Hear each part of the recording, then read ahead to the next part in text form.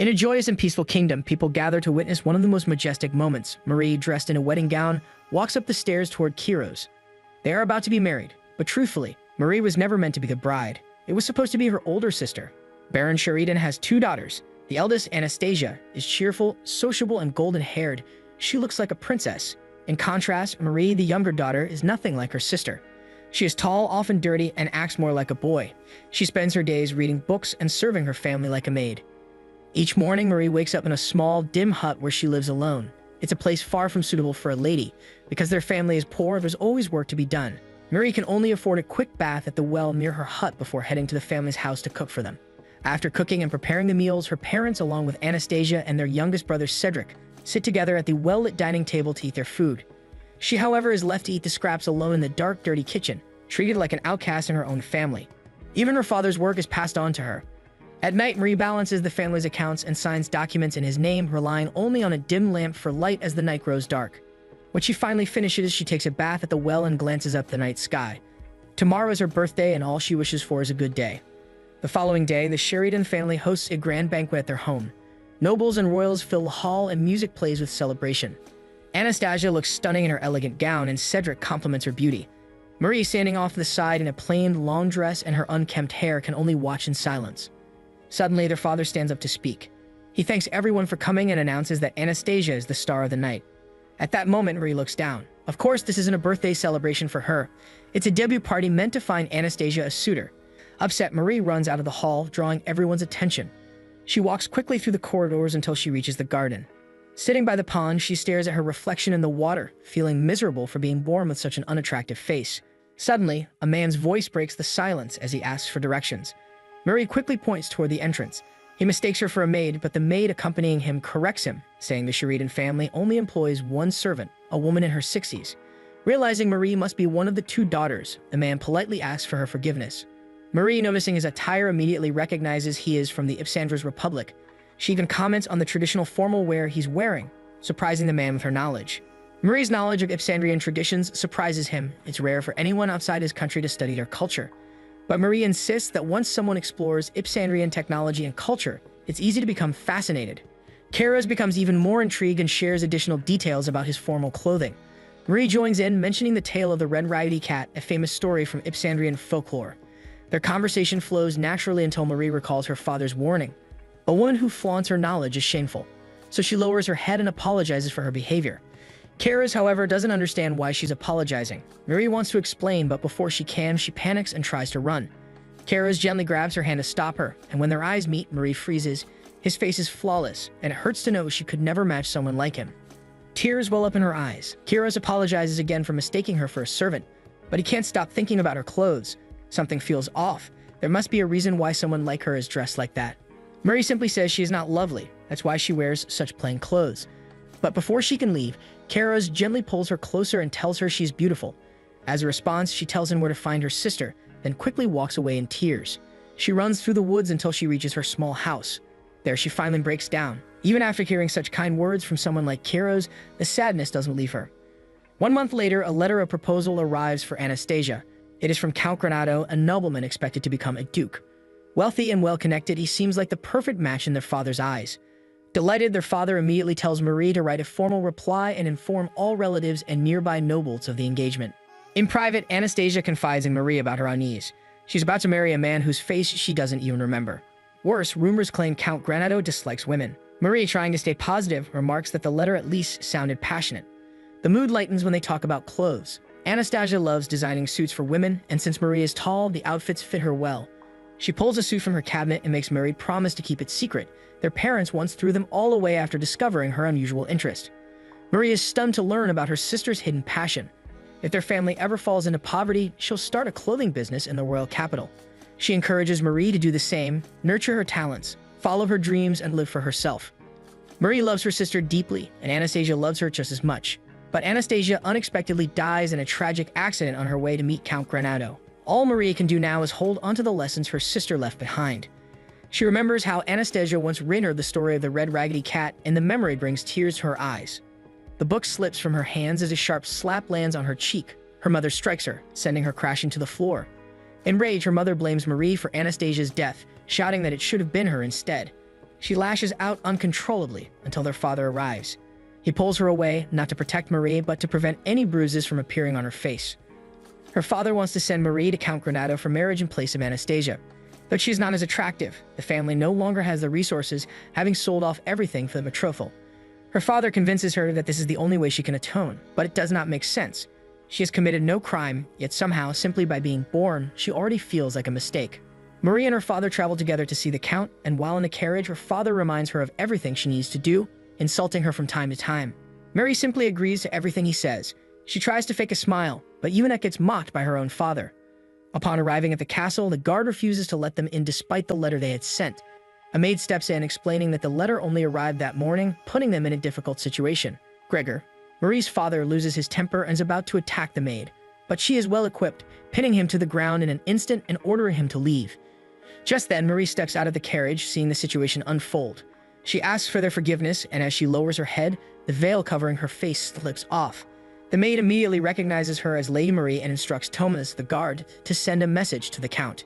Introducing herself as Mio, the maid leads Marie inside. Upon hearing that Anastasia's younger sister has been sent in her place, the Count becomes furious and initially demands Marie be turned away. But the moment he sees her face and recognizes her, his demeanor shifts. Marie is stunned to realize that the man she met at the banquet is actually Count Kairos Granado. Kairos, equally speechless, takes a long look at her. Gregor steps forward to explain Anastasia's death. Though Kairos appears saddened, his attention now lingers on Marie. As Gregor tries to speak ill of her, Kairos gives him a cold, warning glance. With a new calmness, he declares that Marie will stay at the palace for the night. Without delay, Mio prepares a room for her. Marie is left alone to enjoy a meal, with Mio attending to her. Curious about her father's whereabouts, she is informed that he is currently in a meeting with Kairos. As they chat, Mio prepares tea, which Marie quickly recognizes as a traditional blend from Ipsandros. She even names the correct spices, impressing Mio with her knowledge. One sip, and Marie is immediately taken aback by the depth of its flavor, leaving Mio overwhelmed by her genuine appreciation. Their quiet conversation is soon interrupted when Kairos knocks at the door. Marie rushes to him, quickly bowing to apologize for her father's earlier conduct. When she asked about him, Kairos explains that her father has already departed, taking the betrothal gifts with him, to offer them at Anastasia's grave. Marie prepares to excuse herself, but Kairos stops her. He gently asks if she is being mistreated at home. The question stuns Marie.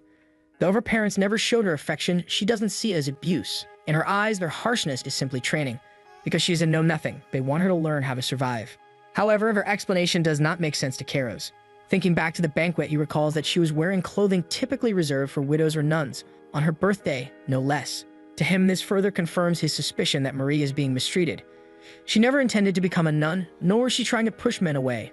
When Kairos asks if she is unhappy with her family, Marie cannot respond. It's true that the life she's living is far from what she wants, but she has never considered escaping. She simply believes she is not lovely enough to deserve better. With that, Kairos gives Mio a command to take Marie away. Marie assumes this means she's being dismissed because of her appearance. But to her surprise, Mio greets her warmly, already prepared with a bath and fresh clothes. She escorts Marie to the bathhouse, where a large private tub awaits her.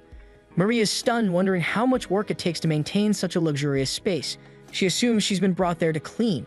But instead, Trunica, the bath's caretaker, arrives to pamper her. Mio informs Marie of Trunica's expertise in bathing rituals, and before she even realizes it, Trunica has already stripped her of her clothes. Mio even adds that if Trunica displeases her, she's free to slap her. Mary proceeds with the bath, submerging herself in warm water filled with flower petals while Trunica carefully tends to her hair. Trunica confidently assures that she will have Mary sparkling clean in no time, as if she's being reborn. Before long, Mary dozes off in the comfort of the bath. That night, once the beautification process is complete, Kairos waits for Marie to appear. When she finally steps out, she is nearly unrecognizable. As she walks down the grand staircase toward him, Kairos can't take his eyes off her transformation. Even Marie, catching a glimpse of her reflection, can hardly believe the woman in the mirror is her. Kairos freezes for a moment before calling out to Liu, his mother. She steps forward and examines Marie carefully from head to toe. As the head of the family, Lulu's approval is crucial for the betrothal to proceed. The engagement depends heavily on her decision. After a meticulous inspection, Liu comments that something is lacking. Kairos is ready to defend Marie when Liu finishes her thought. What Marie lacks is self-confidence.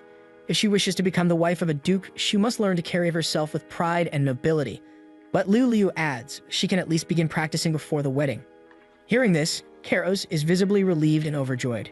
Mio also congratulates Marie, who remains confused. Only then does she learn that Liu Liu's approval means the engagement is now official. Cheers fill the room as everyone celebrates their engagement. Liu Liu expresses excitement for the upcoming wedding, but Marie still stands frozen in place. Then finally, unable to hold it any longer, Marie lets out a loud scream. She can't do it. One look at Marie and Kairos is speechless. It truly feels as if she's been reborn. While gazing at the stars and sipping his wine, Kairos can't help but recall how lovely she is. But Mieva soon pulls him back to reality. Marie has just rejected his marriage proposal. The memory hits like a blow and Kairos slumps onto the table in tears, unwilling to hear it again. Yet Mia reminds him it's her duty to deliver the truth, and adds that he proposed to the wrong sister that night. It's true, that evening was Marie's birthday, so no one would have guessed that the girl quietly sitting in the dark was the celebrant herself. Kairos' father, Count Alfred Granado, had 2 wives. As children, Kairos and another girl shared stories while voices echoed down the halls. The arguments came from the Count's wives. His official wife was Lady Laura, a noble daughter, while his concubine was Liu Liu, an Ipsandrian traveler. She was Kairos' mother. One day, while chasing butterflies in the garden, young Kairos tripped and fell to his knees. He cried loudly until Lady Laura approached, offering him a piece of sweet pastry. With just one bite, Kairos brightened. Laura admitted she baked it herself. She teased him for trusting her so easily, but Kairos was too taken by the flavor to worry. When she asked what other sweets he liked, he eagerly listed his favorites. Laura, too, confessed her fondness for sweets, saying that making them helped her forget unpleasant things. Before leaving, she promised to bake chocolate cookies for him next time, and Kairos, with innocent joy, looked forward to it. One night in the palace, Count Alfred Granado summoned Liu Liu and Kairos for a private meeting. Despite Lady Laura being his official wife, all of her children were daughters. That meant only Kairos, the son of his concubine Liu Liu, could inherit the dukedom. Liu Liu and Kairos were both stunned by the declaration, but the one most shaken was Lady Laura, who had been quietly eavesdropping outside the door. Then, one sorrowful night, a scream of grief echoed throughout the castle. Kairos rushed toward the sound, only to find all his sisters gathered around Lady Laura, who lay lifeless on the floor, a half-eaten cookie still in her hand. Beside the basket of sweets was a small vial of poison. The sight stunned Kairos. The woman who had shown him such kindness had chosen death of her own will. In the aftermath, Liu Liu was offered the title of the official wife, but she refused. She chose to leave the Duke, taking Kairos with her. Over the years, Kairos earned the title of Count through his own merit. Yet he held no fondness for noble society. He avoided high-class gatherings, dismissed marriage proposals from noble daughters, and tore up any invitations that bore the names of old families. At last, Kairos made a rare appearance at one of the noble parties. Louifin, his friend, teased him for finally showing up, though Kairos reminded him that he only came because Louifin had personally invited him. As they chatted, Louifin casually handed him an invitation, this one from a rural baron. Apparently, the baron had sent one to every bachelor among the noble houses. The Shatterin family's financial struggles were well known. It was obvious to everyone that the so-called birthday celebration was merely a facade to showcase the baron's daughter for potential marriage. Kairos found the gesture distasteful, but still, rumors claimed the baron's daughter was a rare beauty. Louifin, already engaged, had no plans of going. Kairos, however, though free to attend, chose not to. As he mulled it over, a blonde woman approached with a plate of sweets. He accepted one, and she quickly turned shy and retreated. Kairos knew he was a favorite among the ladies, but only because of his title and fortune. Beneath that, he knew that these ladies despised their heritage. Most noble daughters saw Ipsandros as a land of barbarians, and the whispers echoing through the grand halls only confirmed that. Though Louifin sympathized with him, he also reminded Kairos that he couldn't remain a bachelor forever. Without a wife, there would be no one to continue the Duke's line. As Louifin departed, he remarked that he was eager to see the kind of woman who could finally move Kairos' heart, but Kairos doubted such a woman even existed. Still, Louifin's words lingered. Glancing at the invitation on the table once more, Kairos began to reconsider. Perhaps the daughter of a struggling household might be the practical answer. If it were to be a marriage of convenience, then he might as well choose someone easy to manage. Kairos had never believed he'd find love until that night. Marie's fascination with Ipsandrian culture had disarmed him completely. He had fallen for her, yet somehow he let her slip away. At the gathering, he spotted Baron Shatterin happily entertaining fellow noblemen. When Kairos inquired about the Baron's daughter, he was directed toward a blonde girl, the celebrated star of the night. The Baron had 2 daughters, he was told, the elder, Anastasia, and the younger, Marie. But tonight was Marie's birthday. If this girl in front of him was the center of attention, then the quiet girl he'd spoken with must have been Anastasia. With this, he rushed through the estate, searching every corridor, every garden, but no matter how far or fast he ran, she was nowhere to be found. With that, Kairos penned a formal letter requesting the hand of Baron Shatterin's elder daughter, Anastasia. When he received a reply, he spared no expense preparing for her arrival. Jewels, dresses, maids, even a body pillow to cradle in his restless nights. He was eager, almost desperate, to offer his fiancée the best life. But then tragedy struck. News came that her carriage had fallen. His heart shattered. That's when the truth surfaced. The woman he met before, the one he mistook for Anastasia, was actually Marie, the younger daughter. Now back in the present, Mio is still trying to shake Kairos from his melancholy. He winces. He'd rather not hear it said aloud. But Mio doesn't let up. She reminds him how he turned his back on Marie when she arrived in her transformed appearance. Worse, on her very first day at the castle, he ordered her sent away. To Marie, Kairos must have seemed disgusted. No wonder she believes he wants nothing to do with her. Kairos hopes that clearing up the misunderstanding will help mend things, and Mio agrees. After all, he's the only one in love here.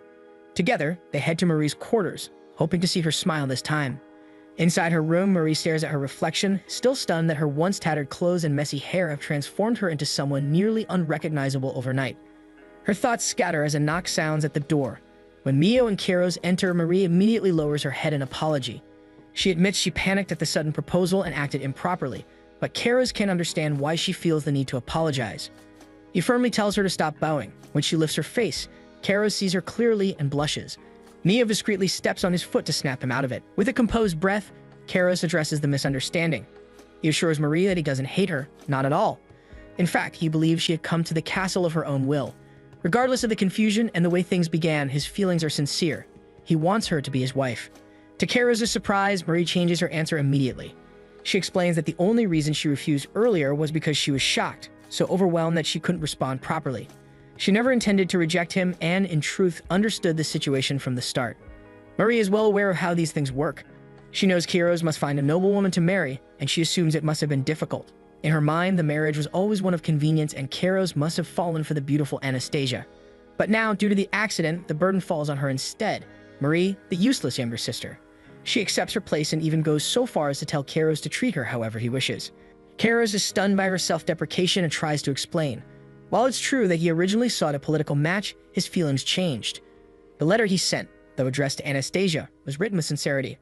Marie nods, saying his feelings for Anastasia were clear, but that's exactly what led her to misunderstand everything. Kairos wants to explain further, but the bell rings, signaling that it's time for dinner, cutting their conversation short. At that exact moment, Marie's stomach lets out a loud rumble, breaking the tension.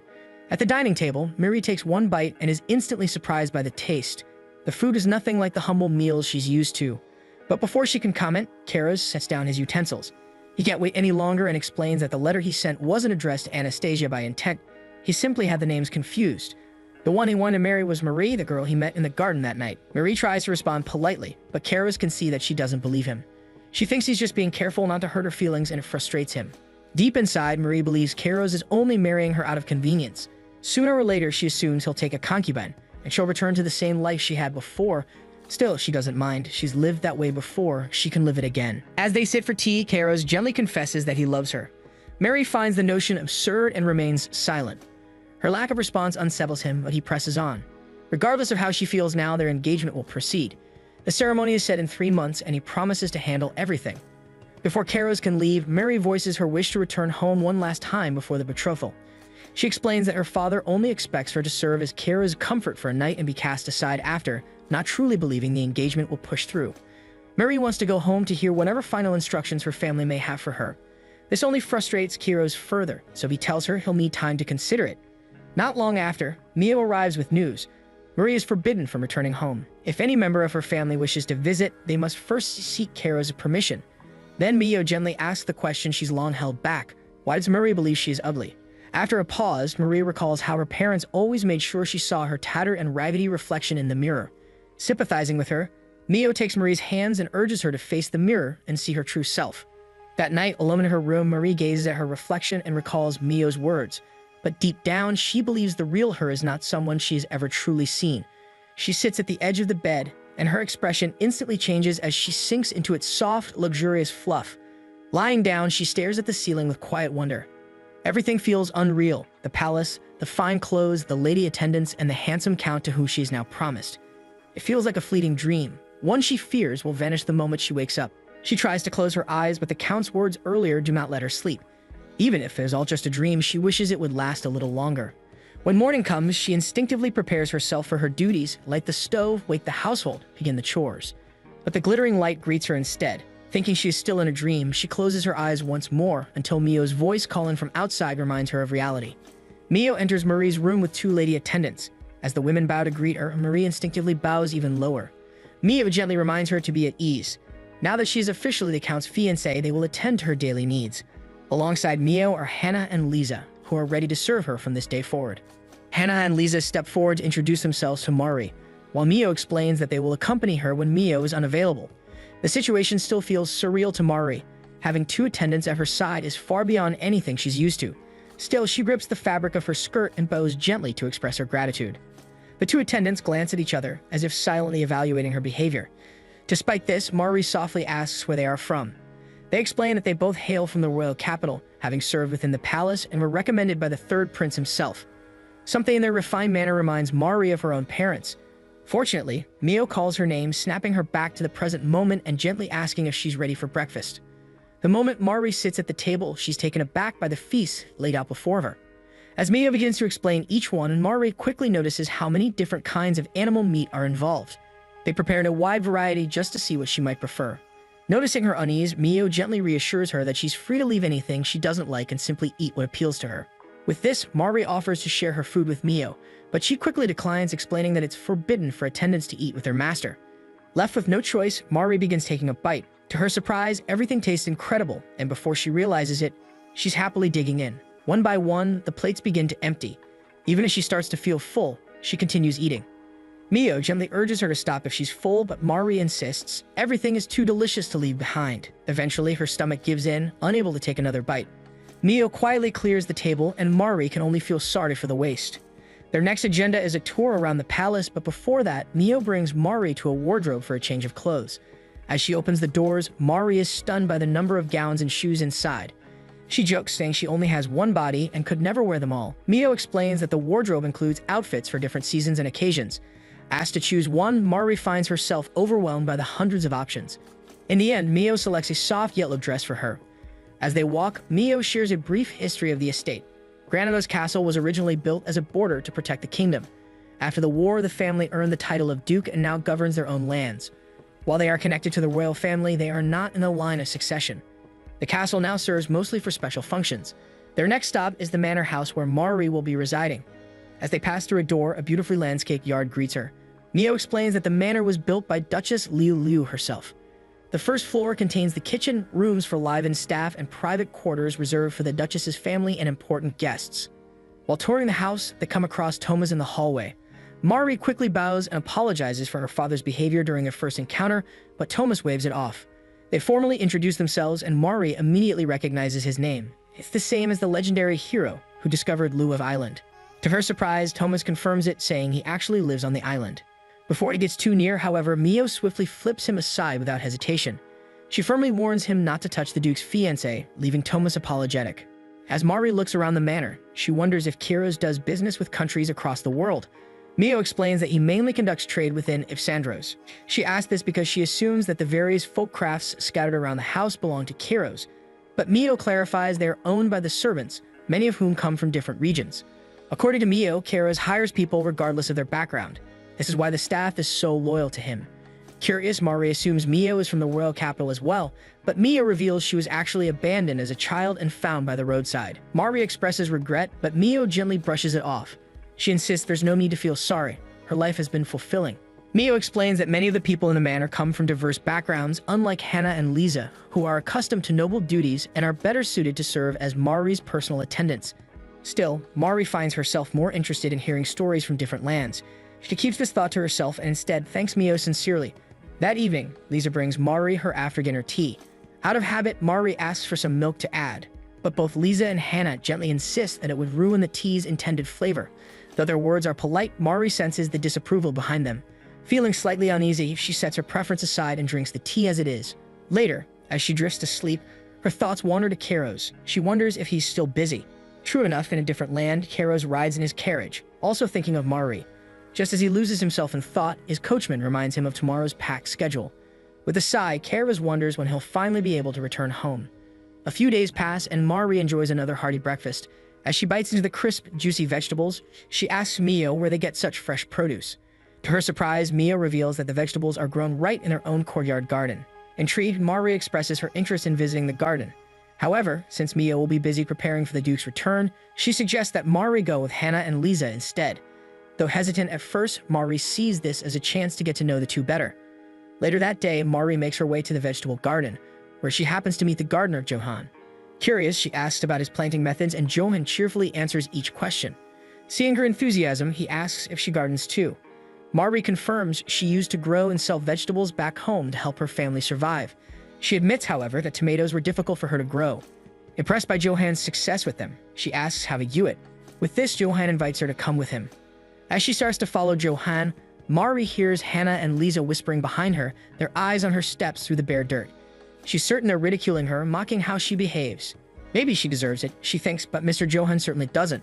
She hesitates, glancing down at her shoes, elegant and new, a gift from the Count.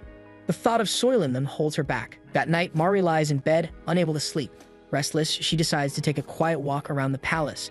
As she passes by the dining hall, she notices the lights still on. Curious, she peeks through the door and is surprised to see Kiros inside. He's just arrived, having missed dinner, and is about to eat. Spotting her, he pulls out a chair and invites her to join him. They begin a gentle conversation about her stay so far, but it's soon interrupted by Mio. Behind her is a shy figure trying to stay hidden. Tapo, the palace chef. As he nervously presents the dish, a warm chicken soup, Mari's face brightens. Kara's requests that Tapo prepare a serving for her as well. With just one bite, Mari instantly praises the soup, adding that all the meals in the palace have been incredibly delicious. To her surprise, Tapo suddenly breaks down, insisting there's no need for flattery, and after all, she never finishes her food no matter how hard he tries. Karas asks Mio if it's true that Mari dislikes their meals, but Mio calmly replies that Mari tends to give vague answers. Flustered, Mari quickly clarifies that it's not because of the taste that she doesn't finish her food. She simply gets full and in fact feels guilty about the wasted ingredients as well. Upon hearing this, Tapo becomes even more emotional and deeply moved that she actually enjoys his cooking. Mio, unfazed, quietly announces she'll prepare tea for their after-dinner drink. Karas reassures Mari, saying Tapo is just a little too quick to cry. Wanting to make it up to her, he decides to whip up a special dessert just for them. After a few moments, Tapo returns with the apple pie he prepared. Mari thinks that perhaps the reason he gets upset when people don't finish their food is because he assumes everyone eats like him. So she and Karos invite him to join them. In the end, their plates are sparkling clean. Tapo ends up eating half the pie himself before happily excusing himself for the night.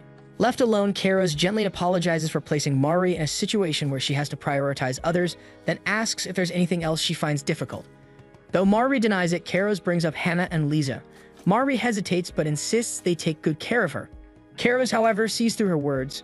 As the future Duchess, he believes she deserves attendants who are truly suited for her. He tells her she doesn't need to pretend to be happy with things that clearly displease her. Instead, he encourages her to be honest and voice any discomfort she may feel. However, the reason Mari never expresses preferences is because she's grown used to simply accepting what's given to her. For her, that's always been enough. She doesn't want to squander the Count's kindness by asking for more. But Karas gently promises to give her anything she wants. Those simple words break something inside her. Their quiet moment is soon interrupted by Mio, who arrives with their tea along with a very high pile of what looks like mashed potatoes. They assume it's for them, but Mio promptly takes it with her. It's her midnight snack. 2 small kettles sit stacked on a burner in front of them. Karas explains it's called a chadenlik, used for making traditional Ipsandros tea. The fire heats both kettles. Once boiling, hot water is poured over the leaves and the pot is placed back on top. After a while, the strong tea is poured into cups and diluted with more hot water from the bottom pot, adjusted to taste. While waiting for the tea to boil, Karos asks Mari to tell him something about herself, but she has nothing to share. Her mind feels empty, but she recalls playing word chains with her sister when they were young, and that's the only thing she can say. Karas suggests they change the rules slightly. Instead of random words, they'll only say things they like. Karas begins the game with the word Mari, but Mari insists they start with A, so he changes it to apple pie. With the word ending in E, Mari responds with exciting Ipsandrian stories, a phrase that catches Kira's attention. It's the same thing she said when they first met. They continue the game, taking turns naming things they like. Kiros keeps mentioning sweets, while Mari lists agricultural goods, practical and common in their economy. But when it's her turn with the letter K, she instinctively says Karos, then quickly denies it, claiming she meant kiss. Karos seems to see through the slip, but he lets it go with a knowing smile and continues the game, occasionally teasing her by saying her name, making Mari blush. Eventually, Mio enters and notices them still playing. Only then do they realize the flame has long died out and the tea leaves are burnt already. They try to drink it anyway, but it's unbearable. Kiros orders Mio to mask the taste with milk and sugar, but she dryly replies that the two of them already have enough sweetness, leaving both Karos and Mari flustered in silence. When Mari is about to drift off to sleep, her thoughts hold her back. Memories resurface, how she became a mere replacement for her sister's betrothal, how Hannah and Lisa treated her so harshly. And yet Kairos shows genuine interest in knowing her. Meanwhile, in his quarters, Kairos lies on his bed, hugging his pillow as his mind lingers on Mari. Just then, Mio enters quietly, catching him in the act. Startled, Kairos quickly composes himself, but Mio simply asks how he feels after days of not seeing Mari. Surprisingly, the Count simply answers that he loves Mari and finds her truly beautiful, which only frustrates Mio. She recalls how, 5 days ago, he ordered her to give Mari the utmost hospitality and everything she deserves. Kairos believes Mari was not treated kindly in her own home. He wants to surround her with every luxury possible. However, no matter how much he offers, Mari continues to avoid these comforts. This is when Mio shares her own experiences. Though abandoned as a child, she was fortunate to be cared for by Liu Liu. Over time, she rose to become the head chamberlain of Granado's castle, a position far above her station. For this, she expresses her deep gratitude to Kairos, acknowledging that his generosity shaped her life. Kairos feels confused about Mio's point, but she explains that she can relate to Mari. Coming from a life of oppression and suddenly stepping into nobility is overwhelming. Mio believes Mari is still uncertain about everything, just as she once was. Back then, she feared it would all disappear one day too. Kairos firmly assures her that nothing will vanish. Mari is perfect as she is, just as Mio fulfills her role as head chamberlain, and Liu Liu treats her like a daughter. His reassurance stuns Mio, prompting her to praise him for continuing to appreciate such things. However, Kairos' tone shifts as he mentions his upcoming business trip the next day. He asks Mio to use her discretion to ensure Mari's comfort. Even during Mio's serious moments, Kairos breaks the tension by gushing over Mari. He lists countless compliments while hugging his pillow and rolling back and forth on the bed. Mio bids Kairos goodbye, closing his bedroom door, but her mind is already fixed on her new priority. She finally has permission to act regarding personnel. The next day, Mari is served a meal, smaller than usual but perfectly portioned. To her relief, she finishes everything without difficulty, leaving her feeling satisfied. As she enjoys her tea, Mio joins her and Mari's heart lifts. She has long wished to share such a moment with her. It is then that Mari realizes that if Mio is here, Kairos must have already left. However, Mio calmly explains that Hannah and Lisa have been assigned to attend to the master, allowing Mio to focus on Mari. As her thoughts drift, Tapo enters, carrying a tray. He presents a delicate white pudding made from almond and fresh milk, offering Mio a plate as well. They take their first bites together, and both freeze in astonishment. Tapo cheerfully announces he will make more pudding for the entire kingdom, but Mari quickly stops him, suggesting Hannah and Lisa might not like milk. This catches Mio's attention, and she calmly asks why Mari thinks so. Mari innocently recounts a story of when she once requested milk for her tea, only to be denied by Hannah and Lisa. As Mio listens, her expression gradually hardens. Mio and Mari stroll down the hallway, chatting casually when Thomas approaches carrying a box addressed to Mari from the Shatterin household. Hearing this, Mio immediately scolds him, reminding him that all deliveries should be inspected first. Flustered, Thomas drops the box, spilling its contents across the floor. Mio questions why it wasn't brought to her beforehand, but Thomas explains that Hannah and Lisa had already inspected it. Among the scattered items, Mari notices a letter from her mother and belongings from her past life, things meant for her, assuming she would only ever serve in the Count's court. Realization dawns on Mio. Hannah and Lisa intended to humiliate Mari. Enraged, she storms toward the sound of mocking laughter echoing nearby. As Thomas fumbles to apologize, Mari kneels quietly, collecting torn pages of her cherished story, Red Raggedy Cat, hoping to piece it back together. Moments later, Mio storms back into the room, holding both Hannah and Lisa before tossing them onto the floor without hesitation. Infuriated, the two sneer at her, mocking her status as just a maid. They brag arrogantly about serving the prince in the palace and being recommended by Prince Luifan himself. Despite Mio holding the title of Granado's head chamberlain, their insults persist, turning fiercer as they target Mari, calling her a barbarian, while ridiculing Mio as an abandoned child. Their words push Mio past her breaking point. With a sharp glare, Mio declares them as stupid. Hannah lunges at her in rage, but Mio effortlessly counters with a swift flip that slams her to the ground. Without missing a beat, she pivots toward Lisa, executing the same move. Thomas apologizes once more for the trouble, but Mari brushes it off. She requests thread and scissors, determined to mend it herself. Later that day, Mari visits Johan in the garden, now wearing a more suitable dress for gardening. Johan, unbothered, happily agrees to let her join him. Together, they begin working, and Mari kneels to plant seedlings with care. As she does so, memories surface. She used to do this for her family. Yet, unlike before, it doesn't feel like hard labor at all. Instead, it feels like doing something she truly loves, growing vegetables. As they continue working, Johan apologizes for avoiding her during their first meeting. He explains that he didn't want to cause her trouble, being just a servant, and more than that, a foreigner. But Mari dismisses his concerns, assuring him that she doesn't care about such things. To her, everyone in the castle feels like family. He then recalls how Count Kairos often speaks the same way. While Mari and Johann are tending the garden, Thomas arrives to inform Mari that Kairos is about to leave. Startled, she rushes over to bid him farewell, only to find him looking tired, clearly from spending the night thinking about her. As they exchange a few words, Mio speaks as well, advising Kairos to return Hannah and Lisa to the palace. This infuriates the two, who immediately protest, boasting about being personally recommended and even claiming Prince Luifan hinted they could become Kairos' concubines and blames Mari for their failure. They hurl insult after insult, calling her nothing but a dead woman's replacement, and even branding Kairos a laughingstock for staying with her. The final straw comes when they call Mari ugly. At that moment, Kairos intervenes, his voice sharp with anger. He berates the two harshly, declaring they lack even a single quality that could make him love them, unlike Mari. His words humiliate them completely. Without hesitation, Kairos orders that Hannah and Lisa be removed at once. When Hannah and Lisa are finally taken away, Mari and Kairos are left in the garden, sharing a quiet moment together. Kairos bends down, picks a delicate flower, and gently tucks it behind Mari's ear. His gaze lingers as he softly compliments her beauty, one by one. Her radiant red hair, her bright eyes, her knowledge, her curiosity, and even her warm smile. To him, everything about her is captivating. Caught up in the moment, Kairos slowly leans closer as if to kiss her. But before their lips meet, Mio interrupts, reminding him of the time. They almost forgot she was still there. From a distance, they notice Tunica and Johann watching, both amused by what they just witnessed. That same day, Kairos leaves in a carriage for the royal palace. He will be away for 10 days, and once he returns, the preparations for their betrothal will begin. As Mari watches him disappear from sight, an uneasy feeling lingers in her heart, even with Kairos' earlier reassurance. That night, Mari receives a letter, an invitation from Prince Luifan himself. However, as she reads it, the tone feels less like an invitation and more like a warning. The letter states that she is invited to a special event at the royal palace and emphasizes how all preparations have already been made in anticipation of her presence. If she refuses, the prince warns that everything will be wasted and even hints that people may hold a grudge lasting generations.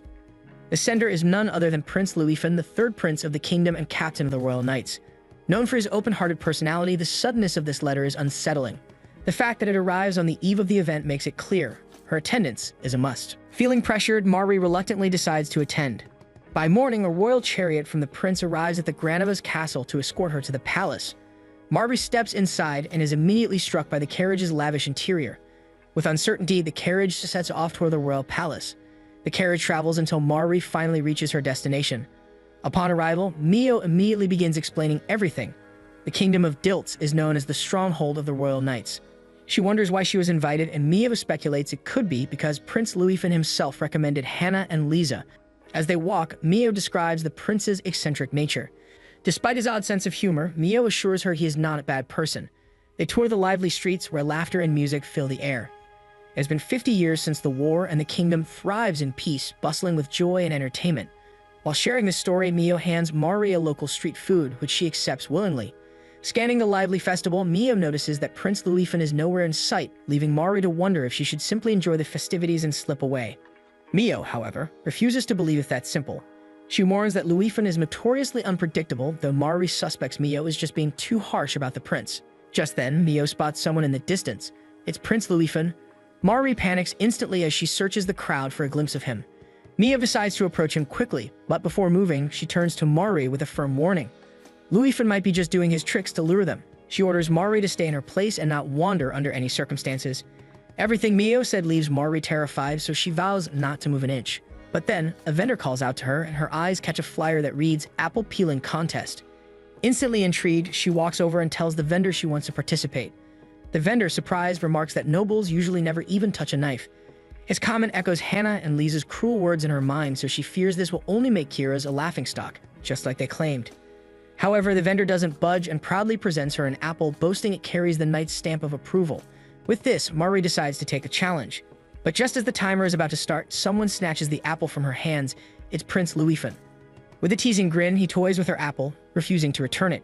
Mari demands it back, but Luifan only takes a bold bite, smirking as her face flushes with anger and frustration. The vendor jokingly scolds the man, but when he addresses him as Highness, Mari freezes. Only then does she realize it's Prince Luifan.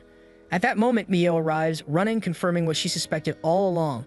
Luifan was simply pulling one of his tricks. With his trick exposed, Luifan finally offers a proper introduction, presenting himself not only as a prince, but more importantly, as Kara's friend. In that instant, Mari understands the kind of person he truly is. After introducing himself, Luifan strolls with Mio and Mari around the kingdom, enduring Mio's scolding for arriving late. He apologizes repeatedly before suggesting they visit the noble's salon for a lavish buffet. Mari, however, declines. The memory of Hannah and Lisa's behavior leaves her uneasy about noble formalities. Luifan apologizes again, admitting his mistake and recommending them without understanding their character. Mari explains that aristocratic settings make her anxious, prompting Luifan to change plans and invite her to a swordsmanship exhibition instead. Yet even that unsettles her, so Mio assures her she can decline since competitions heighten her discomfort. Frustrated, Luifan bursts out in exasperation. Feeling pressured, Mari reluctantly agrees to accompany him. He eagerly shares how Kairos once praised his swordsmanship, which makes Mari relax a little while Luifan beams with pride. When they arrive, the semifinals of the swordsmanship tournament are about to begin, and the arena roars with excitement.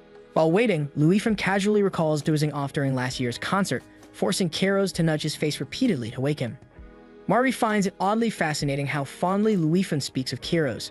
Soon, Mio excuses herself to get food for all of them, though she and Mari just ate. As the semifinals begin, the arena erupts in cheers. A black armored knight steps onto the stage to face an opponent clad in silver, yet Mari's attention drifts elsewhere. Luifan notices her disinterest and wonders aloud if she acts this way toward Kairos as well. Mari hesitates, unable to respond. So Luifan smiles faintly and admits she is unlike anyone he has met before. He then shares a memory of meeting Kairos for the first time back in school, a meeting that ended in a fistfight. Despite Kairos being a duke's son, Luifan outranked him, so he called him a fool for creating such rankings. With this, Luifan punched him in the face, but Kairos also retaliated and chaos soon followed. Without realizing it, the sword fight concludes swiftly, and the black armored knight claims victory with ease. His movements suggest he was even holding back, leading Luifan to assume he must be a considerate fighter. What surprises him most, however, is Mari's reaction. While other women squeal in excitement, Mari remains unmoved. Physical power doesn't impress her, instead it unsettles her.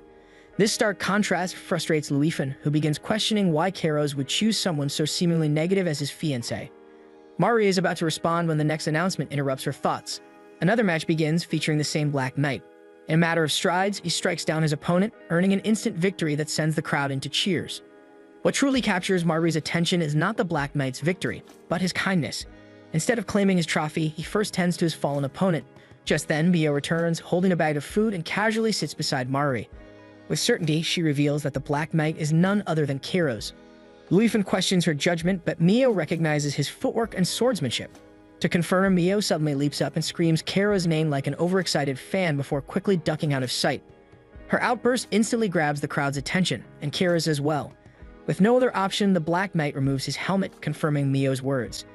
The audience erupts in cheers as Kairos greets them with a bow. Mio explains that every male noble in the kingdom of Dilts is made to hold a sword at least once, and Kairos has trained ever since he was a kid for self-defense. Mari knew right away that it was Luifan who planned it all along. After the match, Mari and Mio return to the capital, only to encounter a long line of girls hoping Kairos will choose a new fiancé after his former one had died. Mari feels a pang of pity for herself, realizing she is nothing more than a replacement.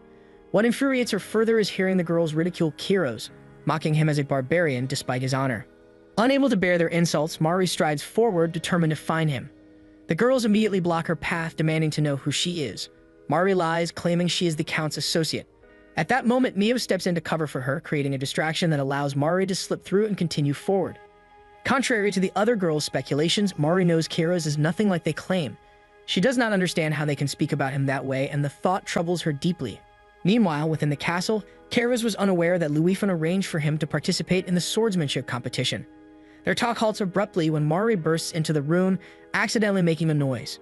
With a bright smile, she congratulates Kairos warmly, leaving him stunned. For a moment, he wonders if he's hallucinating, returning a smile in disbelief. His composure falters further when Luifan reveals he invited Mari intentionally, hoping she would witness Kairos' strength. Mari, however, doesn't seem entirely pleased by this. Kairos quickly steps in, explaining that she dislikes violence and aristocracies. To him, none of that matters, yet Luifan insists she doesn't look happy at all. Luifan bluntly raises the topic of Mari being nothing more than a replacement for her sister and a pawn in a political marriage with Kairos. Mari cannot deny it. Deep down, she knows her engagement began as a mere formality. Her silence convinces Luifan that she has no real feelings for Kairos, prompting him to urge her to leave. He cannot bear to see his closest friend in love with someone who appears indifferent. His words grow harsher, even mocking Mari's discomfort with noble customs. Kira's restraint snaps and he seizes Luifan by the collar. Yet Luifan pushes further with his insults, undeterred.